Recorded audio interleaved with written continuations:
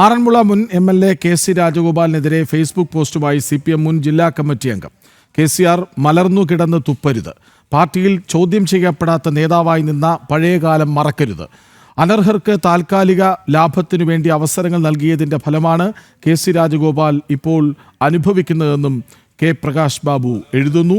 വിവരങ്ങളുമായി ഗോകുൽ രമേശ് ഒപ്പം ചേരുന്നു. അപ്പോൾ ഗോകുൽ, ഈ KCRനെ മൂലക്കിരുത്താൻ തീരുമാനിച്ചുറച്ചതുപോലെയുണ്ടല്ലോ തെരഞ്ഞെടുപ്പിലെ രീതികളും അതിനുശേഷമുള്ള പ്രതികരണങ്ങളും.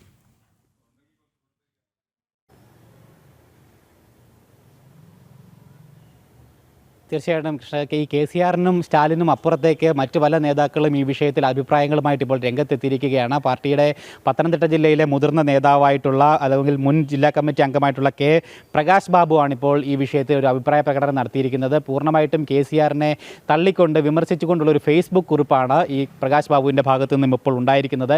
KCR മലർന്നു കിടന്ന് തുപ്പരുതെന്നും അതോടൊപ്പം തന്നെ പാർട്ടിക്കുള്ളിൽ ഒരു ചരിത്രകാലം KCRനുണ്ടായിരുന്നു, ആരാലും ചോദ്യം ചെയ്യപ്പെടാത്തൊരു കാലം KCRനുണ്ടായിരുന്നു, അന്ന് KCR ചെയ്ത കാര്യങ്ങൾക്കൊക്കെയാണ് ഇപ്പോൾ അനുഭവിക്കുന്നതെന്നും പറയുന്നു. ആ ഒരു പഴയ കാലം KCR ഒരിക്കലും മറക്കാൻ പാടില്ല എന്നും നിലവിൽ ഈ പ്രകാശ് ബാബു ഫേസ്ബുക്ക് പോസ്റ്റിൽ പറയുന്നു. അതുമാത്രമല്ല, പാർട്ടിയിൽ ഗ്രൂപ്പ് ആധിപത്യം നിലനിന്നിരുന്ന കാലത്ത് VSന്റെ പക്ഷത്ത് നിന്നുകൊണ്ട് നിരവധി പാർട്ടി പ്രവർത്തകരെ ശിരച്ഛേദം ചെയ്ത ഒരു വ്യക്തി കൂടിയിട്ടാണ് KCR എന്നും ഇപ്പോൾ അനുഭവിക്കുന്ന ഈ മാനസിക വിഷമങ്ങളൊക്കെ അന്നത്തെ ചെയ്തതിൻ്റെ പ്രതിഫലനമാണ് എന്നുള്ള രീതിയിലുള്ള പരാമർശമാണ് അദ്ദേഹം നടത്തിയിരിക്കുന്നത്. മാത്രമല്ല, അനർഹർക്ക് താൽക്കാലികമായിട്ടുള്ള ലാഭങ്ങൾക്ക് വേണ്ടി അവസരങ്ങൾ നൽകിയതിൻ്റെ ഫലം കൂടിയിട്ടാണ് KC രാജഗോപാലൻ ഇപ്പോൾ അനുഭവിക്കുന്നതെന്നുമാണ് ഇപ്പോൾ എന്തായാലും പ്രകാശ് ബാബു ഫേസ്ബുക്ക് കുറിപ്പിലൂടെ അറിയിച്ചിരിക്കുന്നത്. അങ്ങനെ നേതാക്കൾ രണ്ട് ചേരിയായിട്ട് പാർട്ടിക്കുള്ളിൽ പോര് നടത്തുന്ന ഒരു കാഴ്ചയാണ് ഈ വിഷയവുമായി ബന്ധപ്പെട്ട് പത്തനംതിട്ട ജില്ലയിൽ ഇപ്പോൾ CPM അനുഭവിക്കുന്ന ഏറ്റവും വലിയ പ്രതിസന്ധി എന്ന് പറയുന്നത്. കൃഷ്ണരാജ്.